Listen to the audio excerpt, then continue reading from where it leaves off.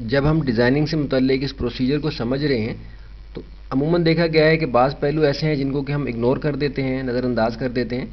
اور ٹیچر ہونے کی حیثیت میں، یعنی اگر کوئی شخص ان سکلز کو سکھا رہا ہے تو اس حیثیت میں یہ انتہائی اہم ذمہ داری ہے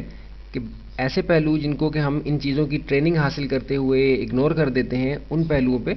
ضرور روشنی ڈالی جائے۔ تو اس حوالے سے یہاں آپ دیکھ رہے ہیں کہ میک یور ورک کلین لکھا ہوا ہے۔ اس بات سے کیا مراد ہے؟ اس بات سے مراد ہے کہ آج کل ہم دیکھتے ہیں کہ گرافک ڈیزائننگ کے حوالے سے عموماً جو کلائنٹس کی ڈیمانڈز آپ کے پاس آتی ہیں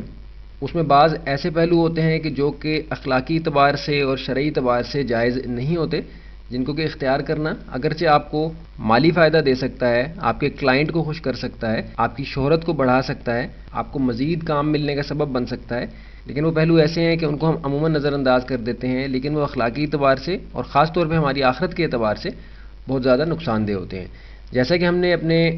گرافکس سے متعلق پچھلے کورسز میں بھی اس حوالے سے بات کی تھی کہ انسانی تصویروں کا استعمال کرنا یا جانوروں کی تصویروں کا استعمال کرنا اپنے ڈیزائنز کے اندر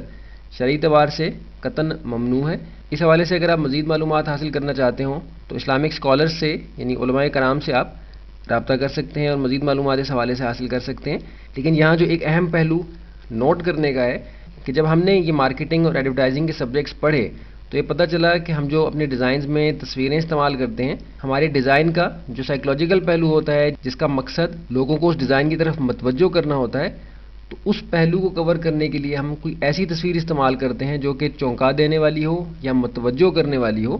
کیونکہ پہلی چیز جو آپ کے ڈیزائن کی طرف متوجہ کرے گی، لوگوں کو دیکھنے پہ آمادہ کرے گی، وہ تصویر ہوگی۔ تو اس حوالے سے ہم نے دیکھا ہے کہ عموماً خواتین کی تصویریں یا ایسی تصویریں جن کو ہم اخلاقی معیار پہ اگر پرکھیں تو ان کو ہم اتنا مناسب نہیں سمجھیں گے، استعمال کی جاتی ہیں جو کہ بالکل مناسب نہیں ہے۔ اس اعتبار سے ظاہر ہے کہ آپ کو یہ بات اپنے لیے لازمی سمجھنی ہے، آپ نے اپنے اس کام کو کرتے ہوئے ان سارے پہلوؤں کو سامنے رکھنا ہے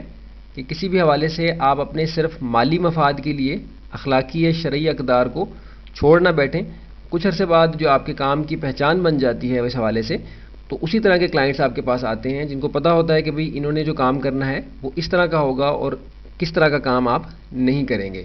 تو اس حوالے سے پریشان ہونے کی ضرورت نہیں ہے کہ ہمیں بھی کام نہیں ملے گا یا جو ہمارے پاس ڈیمانڈز آ رہی ہیں وہ شرعی اعتبار سے اخلاقی اعتبار سے ٹھیک نہیں ہے تو ہم ان کو کیسے چھوڑ دیں، اگر ہم چھوڑ دیں گے تو ہمارا کام کیسے چلے گا۔ ان باتوں کو ذہن میں نہیں رکھنا، محنت کرنی ہے لیکن صحیح رخ کو اختیار کرنا ہے، اور اگر آپ کو یہ موقع ملے کہ آپ یہ سکلز یہ ہنر کسی اور کو سکھائیں تو آپ کو بھی چاہیے کہ خاص طور پہ اس موضوع پہ روشنی ڈالیں کہ آج کل کے حالات کے اعتبار سے آپ کو اپنے کام کو صاف ستھرا رکھنے کے لیے، کلین رکھنے کے لیے کن باتوں کو مد نظر رکھنے کی ضرورت ہے۔